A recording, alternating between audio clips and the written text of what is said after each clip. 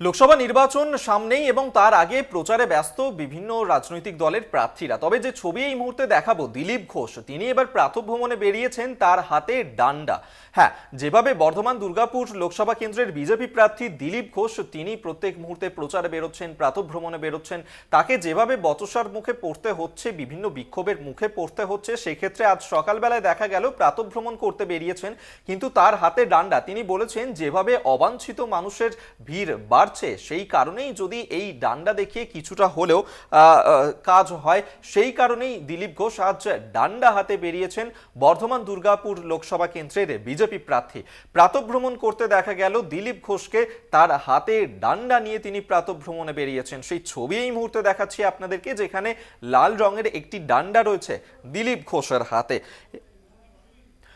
সঞ্জীব সুই এই মুহূর্তে আমাদের সঙ্গে টেলিফোনে রয়েছেন প্রতিনিধি, বিস্তারিত জানবো। সঞ্জীব, বিগত বেশ কয়েকদিন ধরেই যেভাবে দিলীপ ঘোষ বিভিন্ন বিক্ষোভের মুখে পড়ছেন প্রচারে বেরিয়ে, প্রাতঃভ্রমণে বেরিয়ে, সেক্ষেত্রে আজকে তিনি ডান্ডা হাতে বেরোলেন।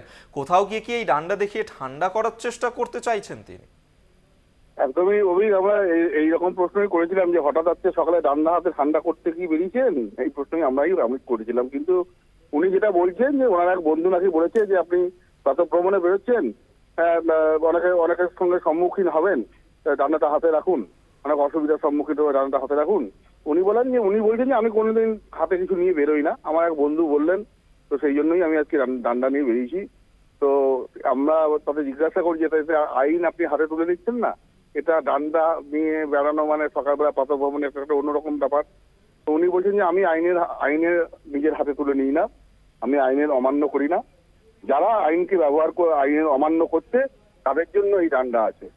মানে মূলত যা বোঝা গেল যে আজকে সকালে ডান্ডা হাতে দিলীপ ঘোষ দুর্গাপুরের মেজর পার্কে যখন প্রাতঃভ্রমণে বেরোন তাদের কর্মী সমর্থকদের নিয়ে, তখন তার মূল উদ্দেশ্য যে তার বক্তব্য যে ডান্ডা দেখিয়ে মানুষকে ভয় দেখানো। এটা তৃণমূল বলছে, তৃণমূল যেটা বক্তব্য যে তিনি ডান্ডা দেখিয়ে ভয় দেখানো চাইছেন। কালকে তিনি বিক্ষোভের মুখে পড়েছেন দুর্গাপুরে, 2-3 বার এই একই ঘটনা ঘটেছে, তাই তিনি ডান্ডা দেখিয়ে ভয় দেখাতে চাইছেন। কিন্তু দিলীপ ঘোষ বলছেন যে না, আমি ডান্ডা দেখিয়ে ভয় দেখাতে চাইছি না, আমার এক বন্ধু বলেছিল তাই আমি ডান্ডা নিয়ে বেরিয়েছি, যে আপনি অনেক পরিস্থিতির সম্মুখীন হবেন, ডান্ডাটা হাতে রাখুন। তো সেই জন্য আমি ডান্ডা নিয়ে বেরিয়েছি, তবে যারা আইন অমান্য করছে এই ডান্ডা তাদের জন্য।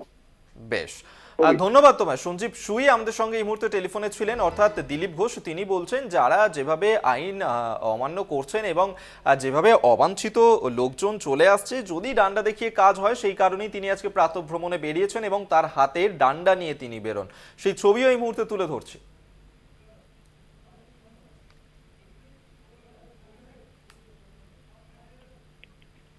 বললেন যে আপনার রাস্তায় বেরোলে অনেক অবাঞ্ছিত লোক সামনে চলে আসছে, তো একটা স্টিক হাতে রাখুন। তো উনি দিয়েছেন, তাই নিয়ে ঘুরছি।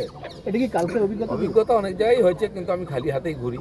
তো ওনার ইচ্ছা যে আমি স্টিকটা যেন নিয়ে ঘুরি, তো এটা দেখি ওখানে একটা কাজ হয়। এটা তো শাসক দল বলবে যে আইন নিজের হাতে তুলে নিয়েছে দিলীপ ঘোষ। আইনকে আমরা মানি, আইনকে হাতে তুলে নিই না। যারা আইনকে হাতে তুলে নিচ্ছে তাদের জন্য ডান্ডা আছে।